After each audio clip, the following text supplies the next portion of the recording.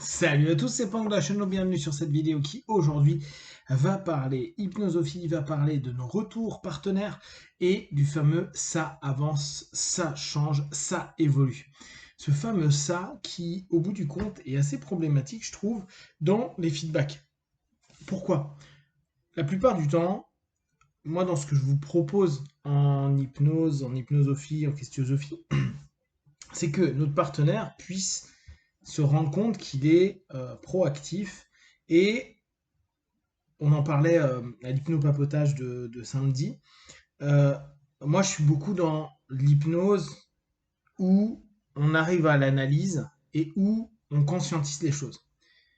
Ce que je disais samedi, on a une hypnose symptomatique où là, très clairement, la plupart du temps, les personnes qui viennent nous voir ne veulent pas de pourquoi et veulent simplement aller mieux.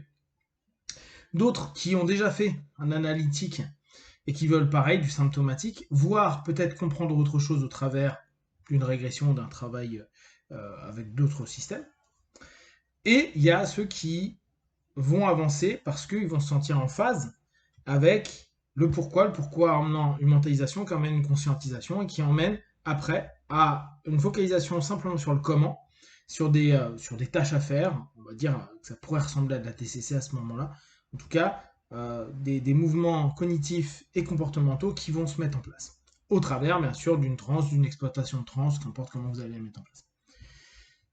Donc, dans le cheminement, le ça va mieux, ça avance, ça bouge des choses. Le ça, dans ma vision des choses, plutôt hypnoanalyse, donc questiosophie et hypnosophie, ça serait de dire, ok, tu estimes qu'il y a encore une partition de toi qui travaille pour toi, alors que, moi je prends mon exemple, j'ai pas mal de thérapeutes qui viennent bosser avec moi, et dans ces thérapeutes, j'ai beaucoup d'hypno, en tout cas des personnes qui ont étudié l'hypnose, il ne faut plus forcément d'hypnose, mais qui l'ont étudié, et c'est intéressant parce qu'ils vont dire que c'est constamment eux, l'entièreté d'eux-mêmes. Parfois, ils vont parler du subconscient, d'autres de l'inconscient en fonction de leur sémantique. Néanmoins, ils ont conscience que c'est eux qui mettent en place un ensemble d'actions, de mouvements, de prescriptions de tâches. Hein. C'est souvent ce que nous, on propose en cabinet. On fait notre session, on propose des tâches à effectuer.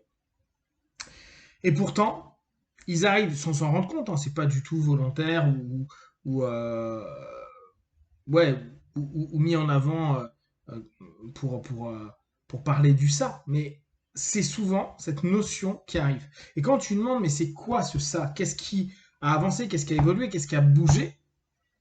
On s'aperçoit que c'est je. J'ai changé telle façon de faire. J'ai avancé sur tel truc. J'ai moins ceci. Je ressens moins cette chose-là. Je vis cette chose de cette façon-là.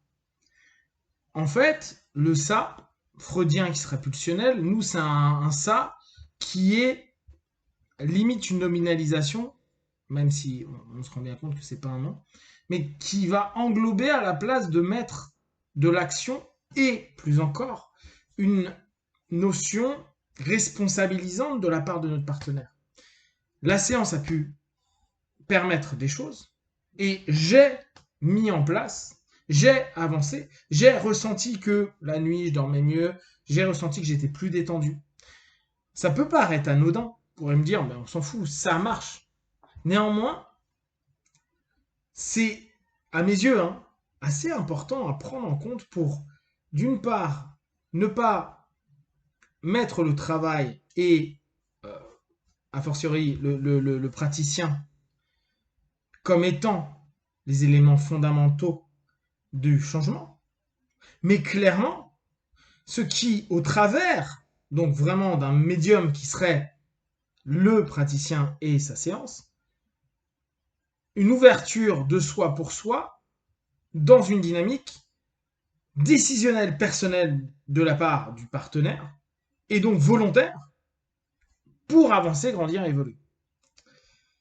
Et je trouve que c'est moins sexy, c'est moins vendeur, c'est moins agréable, dans le sens où, même chez les personnes, comme je vous dis, qui connaissent l'hypnose, qui l'ont étudiée, qui peut-être même encore le pratiquent, il y a encore cette attente du ça, du subconscient bienveillant, tout-puissant, ou des possibles, comme étant un élément, une partition dissociée de nous-mêmes, qui, à un moment ou à un autre, va intervenir au travers de la session pour corriger ou emmener des modifications. Et tant qu'on a cet état d'esprit-là, même si la personne est satisfaite, là je parle plus en vision méta et en questionnement qu'on peut avoir, on peut se dire, il y a quelque chose qui est du limite de la notion un peu pensée magique. J'exagère le terme. Mais c'est un ça qui avance. C'est un ça qui a fait avancer. C'est une suggestion peut-être peu ou pas comprise, ou un ensemble d'éléments cognitifs qui s'est mis en place et on ne veut pas savoir pourquoi. Et d'ailleurs, dans tout le formalisme thérapie brève, ou plutôt, je dirais même pas thérapie brève, mais solutionniste, on va dire, voilà, nous on cherche comment, et si tu te sens mieux, pourquoi te poser des questions là-dessus. Néanmoins, ça remet cette espèce de magie, et vous savez très bien que moi je suis pas du tout à ce qu'on invoque cette notion magique dans l'hypnose, dans l'accompagnement, même s'il y a des choses incroyables, extraordinaires, peu courantes ou vraiment marquantes. Mais là encore, c'est pas tout le temps le cas. Et le fait de pouvoir recadrer ce ça à marcher offre à nouveau aux partenaires une possibilité de se responsabiliser, une possibilité de maintenir dans le temps les éléments. C'est pas suite à la séance que il se passe ça. Bien sûr qu'il y a eu des éléments parce que ça a bousculé, bougé, avancé, ouvert des portes, qu'importe. Mais après, si ça continue, c'est parce que je mets en place quotidiennement des efforts, des orientations, des intentions, etc., etc. Ou, même si je ne fais pas cet effort-là, par moment, et on peut penser à la clope, on peut penser aux addictions, quand je veux avoir parfois des poussées qui vont m'emmener à aller vers une consommation, je vais pouvoir me dire, niet, je veux pas, je vais pas le faire. Donc, je coupe. Là, ça permet de redonner pouvoir, conscient, subconscient, inconscient, en tout cas à la personne, au partenaire, au sujet. Et là, on ne va pas l'utiliser de façon péjorative, comme parfois on est sujet en hypnose, vraiment sujet de soi-même, le je suis, je vis, je ressens, j'avance, je décide, je choisis, je.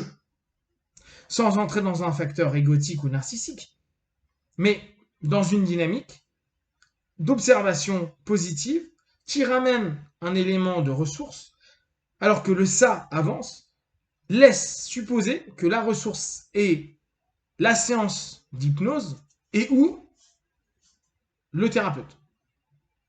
Et là, même si il y a des clés, des portes, etc., il y a des choses intéressantes qui ont été peut-être soulevées par le praticien, c'est pas une réalité. En tout cas, d'un point de vue stratégique et technique à court, plutôt à moyen et long terme, c'est pas du gagnant de faire croire ça.